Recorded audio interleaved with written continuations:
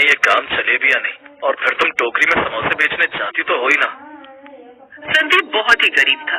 उसकी बूढ़ी माँ गांव के सड़क के किनारे एक छोटी सी टोकरी में समोसे बेचकर जैसे तैसे घर का खर्च चलाने में मदद करती थी। वो रोज की तरह सड़क किनारे अपनी छोटी सी समोसे की टोकरी लिए बैठी थी। समोसे ले लो, समोसे। कुछ देर बाद 10 साल की अनु दौड़ती हुई उनके पास आती है। अम्मा अम्मा, जल्दी से 2 प्लेट समोसे लगा दो, बहुत जोर की भूख लगी है। अरे बेटा, इतनी जल्दी क्यों मचा रखी है, अभी लगाती हूँ गरम गरम समोसे। इतना कहते ही बूढ़ी अम्मा जैसे ही समोसे निकालने के लिए झुकी, अचानक उनका हाथ कांपने लगा। उनके चेहरे का रंग उड़ गया। समोसे की थाली हाथ से छूट गई और वो वहीं जमीन पर गिर पड़ी। अरे अम्मा अम्मा, आपको क्या हो गया? उठो ना अम्मा, मैं अभी संदीप भाई को बुला कर लाती हूँ। बेटी, मुझे लगता है अब मेरा अंतिम समय आ गया। तो संदीप से कहना मेहनत से डरना मत और कभी गलत रास्ते पर मत जाना। ऐसा मत बोलो काकी, मैं अभी भैया को बुला कर लाती हूँ। अनु जल्दी से संदीप के घर जाती है और संदीप को सारी बात बताती है। भैया, संदीप भैया, जल्दी चलो। क्या हुआ अनु, ऐसे क्यों घबरी है? आपकी माँ उमा काकी समोसे देते हुए अचानक गिर गई, जल्दी चलो भैया। संदीप, उसकी पत्नी माया और वो लड़की अनु तीनों भागते हुए सड़क किनारे पहुंचे। वहाँ लोगों की भीड़ लगी हुई थी। उमा ने दम तोड़ दिया था। नहीं माँ, मुझे अकेला छोड़कर मत जाओ। उसके साथ साथ माया की आंखों से भी आंसू बहने लगे। ऐसे ही कुछ दिन बीत गए। एक रोज, अब इस घर में माँ की आवाज कभी नहीं गूंजेगी। इस दुनिया में माँ नहीं रही। संदीप, संदीप, क्यों ना तुम माँ का समोसे का काम संभालो। माँ के हाथ के समोसे बहुत अच्छे बिकते थे, तुम्हें तो पता ही है। हाँ, लेकिन तुम जानती हो ना, मुझे समोसे बनाना नहीं आता। अच्छा, मैं काम पर जा रहा हूँ, देर हो रही है। संदीप घर से निकल जाता है। अरे तू तो काम पर आ गया, चल अच्छा हुआ। वैसे मैं तेरे यहाँ ही आ रहा था। देख संदीप, अब मैं काम बंद कर रहा हूँ। क्या? लेकिन सेठ जी अब काम क्यों बंद कर रहे हैं? वो मैं महीनों के लिए अपनी पत्नी के साथ घूमने जा रहा हूँ। अब घूमने जा रहा हूँ तो फिर हमारा काम, मैं नहीं चाहता कि मेरे पीठ पीछे तुम लोग काम करो। जब मैं वापस आ जाऊंगा तभी फिर से काम शुरू होगा। सेठ जी, घर में कमाने वाला मैं ही हूँ, कुछ काम मिल जाता तो। बस अब ज्यादा सवाल मत कर, मैंने जो कहा वही होगा। वो बिना कुछ बोले चुपचाप वहाँ से लौटने लगा। घर आकर वो परेशान बैठा था।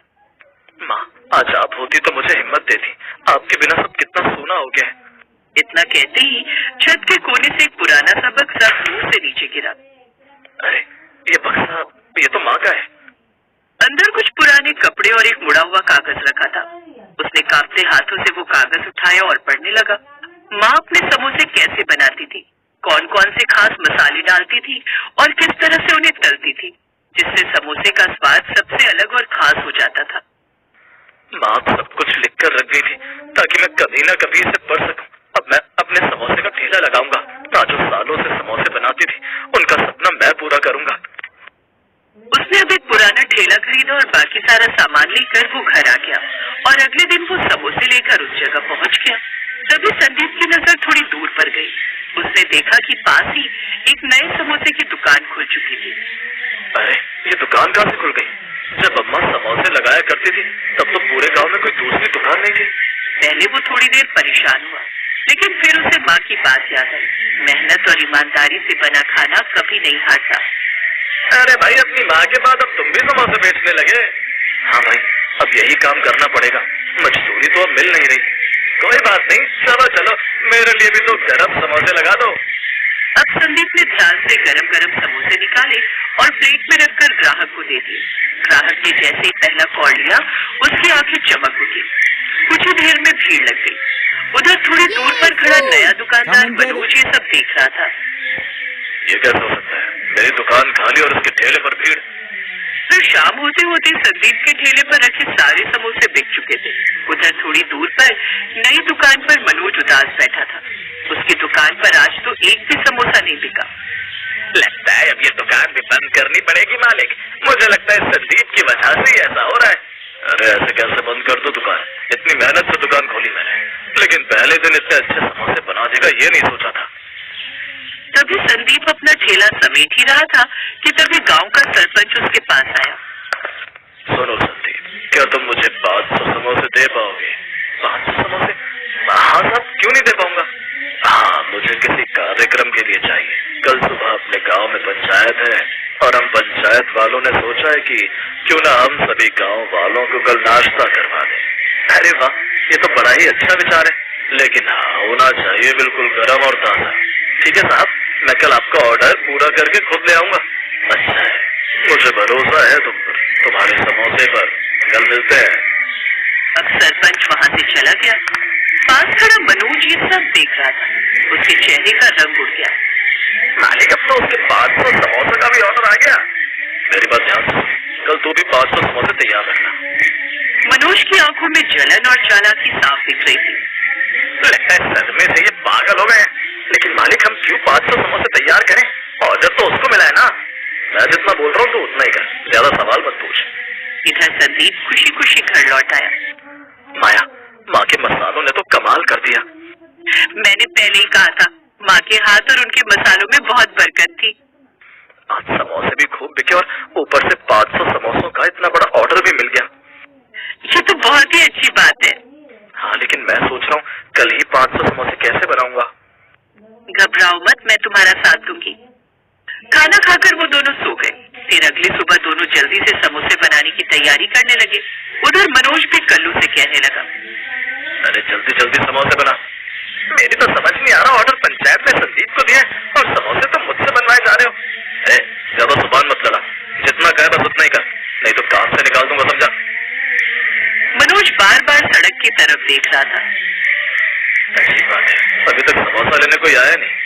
मालिक, कहीं ऐसा ना हो सरपंच आए ही ना और सारा माल बड़ा बड़ा खराब हो जाए। अब मनोज सोच में पड़ गया। कुछ देर बाद संदीप ने टोकरी उठाई और हिम्मत जुटाकर घर से निकल पड़ा। तभी सामने से एक कार तेजी से आती दिखाई दी। वो कुछ समझ पाता उससे पहले ही कार पास से निकल गई। धक्के से संदीप का संतुलन बिगड़ गया।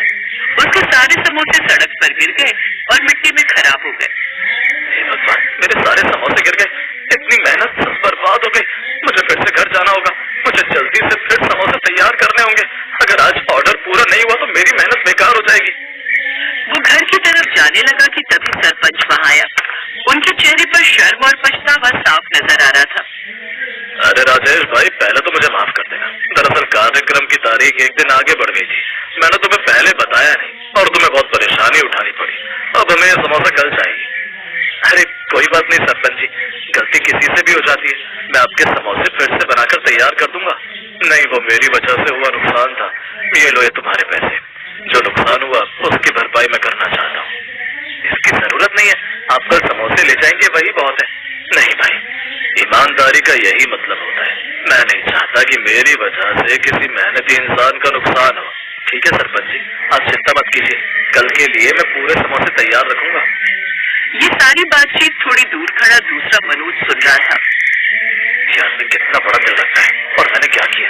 आज समझ में आया कि मेहनत और ईमानदारी के आगे चालाकी कभी नहीं टिकती। आज से मैं भी ईमानदारी से काम करूंगा। अब मनोज को अपने हुए नुकसान से समझ आ जाता है कि जलन ने उसे कितना नुकसान पहुंचा दिया। उस रोज से वो जलन छोड़ देता है और अगले दिन सुबह फिर से संदीप